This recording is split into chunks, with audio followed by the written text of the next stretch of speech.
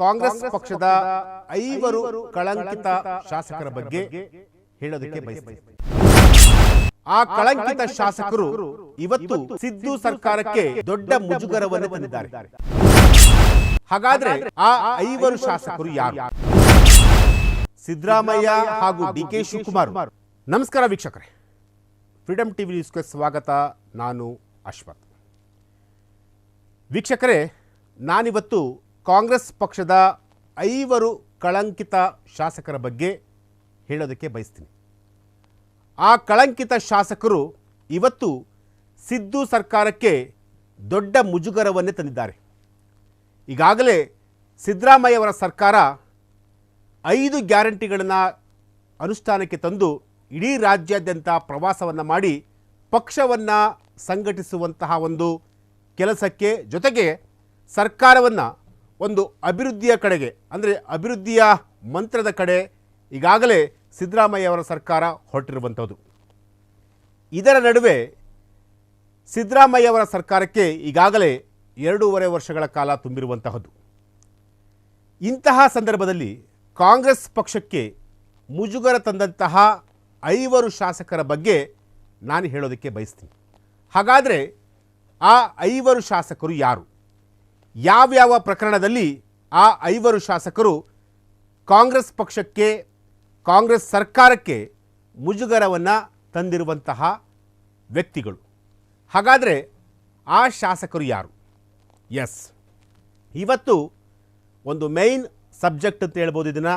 ಯಾಕೆಂತಂದರೆ ಕಾಂಗ್ರೆಸ್ ಪಕ್ಷ ರಾಜ್ಯದಲ್ಲಿ ಆಡಳಿತವನ್ನು ನಡೆಸ್ತಾ ಇದೆ.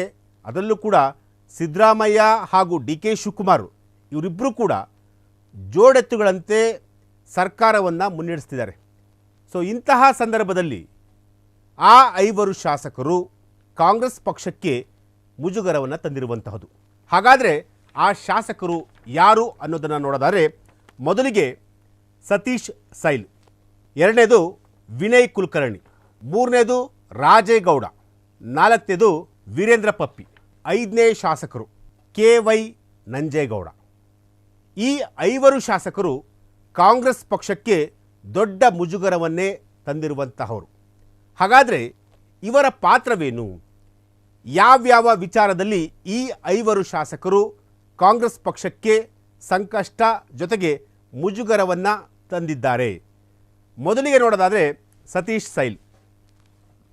ಈಗಾಗಲೇ ಸತೀಶ್ ಸೈಲ್ ಬಗ್ಗೆ ಬೇಲೆಕೇರಿ ಅಕ್ರಮ ಅದಿರು ಸಾಗಾಟ ಪ್ರಕರಣ ಏನಿದೆಯಲ್ಲ, ಈ ಒಂದು ಅಕ್ರಮ ಅದಿರು ಸಾಗಾಟ ಪ್ರಕರಣದಲ್ಲಿ ಪ್ರಮುಖ ಆರೋಪಿಯಾಗಿರುವಂತಹದ್ದು. ಇವರು ಕೂಡ ಕಾಂಗ್ರೆಸ್ ಪಕ್ಷಕ್ಕೆ ದೊಡ್ಡ ಮಟ್ಟದಲ್ಲಿ ಡ್ಯಾಮೇಜ್ ಮಾಡಿರುವಂತಹದ್ದು. ಈಗಾಗಲೇ ಸತೀಶ್ ಸೈಲ್ ಅವರು ಜೈಲಲ್ಲಿರುವಂತಹದ್ದು.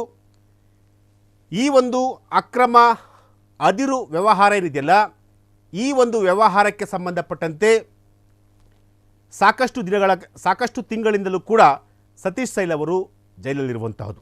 ಇದು ಮೊದಲ ಪ್ರಕರಣ. ಆದರೆ ಇನ್ನು ವಿನಯ್ ಕುಲಕರ್ಣಿಯವರು, ಧಾರವಾಡ ಭಾಗದಲ್ಲಿ ವಿನಯ್ ಕುಲಕರ್ಣಿಯವರ ಶಕ್ತಿ, ಅವರ ಸಾಮರ್ಥ್ಯ ಎಷ್ಟರ ಮಟ್ಟಿಗಿದೆ ಅಂತಂತಂದರೆ, ಆ ಒಂದು ಭಾಗದಲ್ಲಿ ಇವರು ಎಲೆಕ್ಷನ್ ಕ್ಯಾಂಪೇನ್ಗೆ ಹೋಗದೇ ಇದ್ದರೂ ಕೂಡ ಗೆಲುವನ್ನು ಸಾಧಿಸ್ಕೊಂಡು ಬರುವಂತಹ ಒಬ್ಬ ವ್ಯಕ್ತಿ. ಇಂತಹ ವ್ಯಕ್ತಿ BJP ಮುಖಂಡ ಯೋಗೀಶ್ ಗೌಡ ಅವರ ಕೊಲೆ ಪ್ರಕರಣದಲ್ಲಿ ಪ್ರಮುಖ ಆರೋಪಿಯಾಗಿರುವಂತಹದ್ದು. ಇವರು ಕೂಡ ಈಗ ಜೈಲಲ್ಲಿ ಕಂಬಿಯನ್ನು ಎಣಿಸ್ತಿದ್ದಾರೆ. ಅಂದರೆ ಯೋಗೇಶ್ ಗೌಡ ಅವರ ಕೊಲೆ ಪ್ರಕರಣ ಐತಲ್ಲ, ಆ ಒಂದು ಕೊಲೆ ಪ್ರಕರಣದಲ್ಲಿ ಸುಪ್ರೀಂ ಕೋರ್ಟ್ ಅವರ ಜಾಮೀನನ್ನು ರದ್ದು ಮಾಡಿತ್ತು. ಜಾಮೀನು ರದ್ದಾದ ಕಾರಣ ಯೋಗೇಶ್ ಗೌಡ ಅವರು, ಅಂದರೆ ವಿನಯ್ ಕುಲಕರ್ಣಿ ಅವರು ಈಗ ಜೈಲಲ್ಲಿರುವಂತಹದ್ದು. ಇನ್ನು ರಾಜೇಗೌಡ, ಇವರು ಕೂಡ ಮೊನ್ನೆ ಇವರ ಮೇಲೆ ಇಡಿ ಅಧಿಕಾರಿಗಳು ದಾಳಿಯನ್ನು ಕೂಡ ಮಾಡಿದರು. ಅಕ್ರಮ ಆಸ್ತಿ ಗಳಿಕೆ ಪ್ರಕರಣಕ್ಕೆ ಸಂಬಂಧಪಟ್ಟಂತೆ ರಾಜೇಗೌಡ ಅವರ ಮೇಲೂ ಕೂಡ ಈಗಾಗಲೇ ಅಧಿಕಾರಿಗಳು ದಾಳಿಯನ್ನು ಮಾಡಿರುವಂತಹದ್ದು. ಇನ್ನು ವೀರೇಂದ್ರ ಪಪ್ಪಿ ಅವರ ಬಗ್ಗೆ ಹೇಳಬೇಕು ಅಂತಂದರೆ, ವೀರೇಂದ್ರ ಪಪ್ಪಿಯವರು ಖ್ಯಾತ ಚಲನಚಿತ್ರ ನಟ ದೊಡ್ಡಣ್ಣ ಅವರ ಅಳಿಯ, ಚಿತ್ರದುರ್ಗ ಶಾಸಕರು. ಇವರ ಒಂದು ಆನ್ಲೈನ್ ಗೇಮಿಂಗ್ ಆ್ಯಪ್ಗಳಿದೆಯಲ್ಲ, ಈ ಒಂದು ಗೇಮಿಂಗ್ ಆ್ಯಪ್ಗಳಲ್ಲಿ ಅಕ್ರಮ ಹಣ ವರ್ಗಾವಣೆ ಆಗಿದೆ ಅನ್ನೋ ಒಂದು ವಿಚಾರಕ್ಕೆ ಸಂಬಂಧಪಟ್ಟಂತೆ ಈಗಾಗಲೇ ಇಡಿ ಅಧಿಕಾರಿಗಳು ವೀರೇಂದ್ರ ಪಪ್ಪಿಯವರನ್ನು ಅರೆಸ್ಟ್ ಮಾಡಿರುವಂತಹದ್ದು. ವೀರೇಂದ್ರ ಪಪ್ಪಿಯವರು ಕೂಡ ಸದ್ಯ ಜೈಲಿನಲ್ಲಿರುವಂತಹದ್ದು. ಇನ್ನು KY ನಂಜೇಗೌಡ, ಈಗಾಗಲೇ KY ನಂಜೇಗೌಡ ಅವರನ್ನು ರಾಹುಲ್ ಗಾಂಧಿಯವರು ಮತ ಚೋರಿ ಪ್ರಕರಣದಲ್ಲಿ ಇಡೀ ದೇಶದಾದ್ಯಂತ ಸಂಚಾರ ಮಾಡಿ BJPಯವರು ಮತ ಚೋರಿ ಪ್ರಕರಣದಲ್ಲಿ ಇನ್ವಾಲ್ವ್ ಆಗಿದ್ದಾರೆ, ಮತ ಚೋರಿಗಳಿಂದಲೇ ಅವರು ರಾಜ್ಯದಲ್ಲಿ ಸುಮಾರು 28 ಸಂಸದರಾಗಿದ್ದಾರೆ ಅನ್ನೋ ಒಂದು ಆರೋಪ ಕೂಡ BJPಯವರ ಮೇಲೆ ಹೊರಿಸಿ ಇಡೀ ದೇಶದಾದ್ಯಂತ ಸಂಚಾರ ಮಾಡ್ತಿದ್ದಾರೆ. ಇದರ ನಡುವೆ KY ನಂಜೇಗೌಡ ಅವರನ್ನು, ಶಾಸಕರಾಗಿರುವಂತಹ KY ನಂಜೇಗೌಡ ಅವರನ್ನು ಹೈಕೋರ್ಟ್ ಅವರನ್ನು ಶಾಸಕ ಸ್ಥಾನದಿಂದ, ಅಂದರೆ ಅವರ ಶಾಸಕ ಸ್ಥಾನಕ್ಕೆ ಅವರು ಅಸಿಂಧು ಅಂತೇಳಿ ಈಗ ತೀರ್ಪನ್ನು ಕೊಟ್ಟಿರುವಂಥದ್ದು. ಈ 5 ಶಾಸಕರು ಅಂದರೆ ಸತೀಶ್ ಸೈಲ್ ಆಗಿರ್ಬೋದು, ವಿನಯ್ ಕುಲಕರ್ಣಿ ಆಗಿರ್ಬೋದು, ರಾಜುಗೌಡ ಆಗಿರ್ಬೋದು, ವೀರೇಂದ್ರ ಪಪ್ಪಿ ಆಗಿರ್ಬೋದು, ಜೊತೆಗೆ KY ನಂಜೇಗೌಡ ಆಗಿರ್ಬೋದು, ಇವರೆಲ್ಲರೂ ಕೂಡ ಕಾಂಗ್ರೆಸ್ ಪಕ್ಷಕ್ಕೆ ಸಾಕಷ್ಟು ಮುಜುಗರವನ್ನು ತಂದಂತಹ ಶಾಸಕರು, ಅಂದರೆ ಕಳಂಕವನ್ನು ತಂದಂತಹ ಶಾಸಕರು. ಈ ಶಾಸಕರಿಂದ ಸಿದ್ದರಾಮಯ್ಯ ಅವರ ಸರ್ಕಾರಕ್ಕೆ ಸಾಕಷ್ಟು ಮುಜುಗರ ಕೂಡ ಆಗಿರುವಂತಹದ್ದು.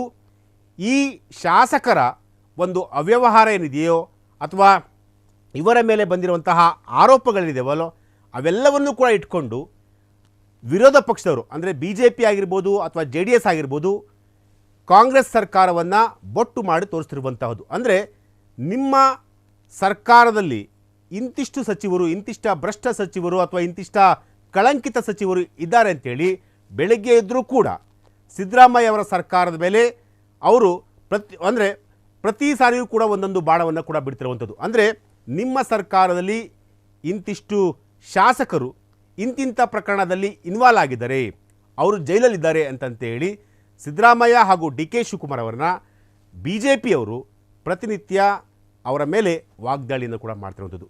ಸೊ ಈ 5 ಶಾಸಕರಿಂದ ಕಾಂಗ್ರೆಸ್ ಸರ್ಕಾರಕ್ಕೆ ಸಾಕಷ್ಟು ದೊಡ್ಡ ಮಟ್ಟದಲ್ಲಿ ಮುಜುಗರ ಆಗಿರುವಂಥದ್ದು. ಈ ಮುಜುಗರವನ್ನು ತಪ್ಪಿಸಿಕೊಳ್ಳೋದಕ್ಕೆ ಸಿದ್ದರಾಮಯ್ಯ ಹಾಗೂ DK ಶಿವಕುಮಾರ್ ಅವರು ಮುಂಬರುವಂತಹ ದಿನಗಳಲ್ಲಿ ಯಾವ ರೀತಿಯಾದಂತಹ ಒಂದು ಸ್ಟ್ರಾಟಜಿಯನ್ನು ಮಾಡ್ತಾರೆ ಅನ್ನೋದನ್ನು ಕೂಡ ಕಾದುನೋಡಬೇಕಾಗಿದೆ. ಇದು ಇವತ್ತಿನ ಒಂದು ವಿಚಾರ. ನಾಳೆ ಮತ್ತೊಂದು ವಿಚಾರದೊಂದಿಗೆ ನಾನು ನಿಮ್ಮನ್ನು ಭೇಟಿಯಾಗ್ತೀನಿ. ನಿರಂತರವಾಗಿ ನೋಡ್ತಾ ಇರಿ, ನಿರಂತರ ಸುದ್ದಿಗಾಗಿ ನೋಡ್ತಾ ಇರಿ ಫ್ರೀಡಮ್ ಟಿವಿ ನ್ಯೂಸ್. ಕ್ಷಣ ಕ್ಷಣದ ಸುದ್ದಿಗಳಿಗಾಗಿ ಫ್ರೀಡಮ್ ಟಿವಿ ಸಬ್ಸ್ಕ್ರೈಬ್ ಮಾಡಿ, ಲೈಕ್ ಮಾಡಿ ಹಾಗೂ ಫಾಲೋ ಮಾಡಿ. ಹೊಸ ಸುದ್ದಿಗಳ ನೋಟಿಫಿಕೇಶನ್ಗಾಗಿ ಬೆಲ್ ಐಕಾನ್ ಮೇಲೆ ಕ್ಲಿಕ್ ಮಾಡಿ.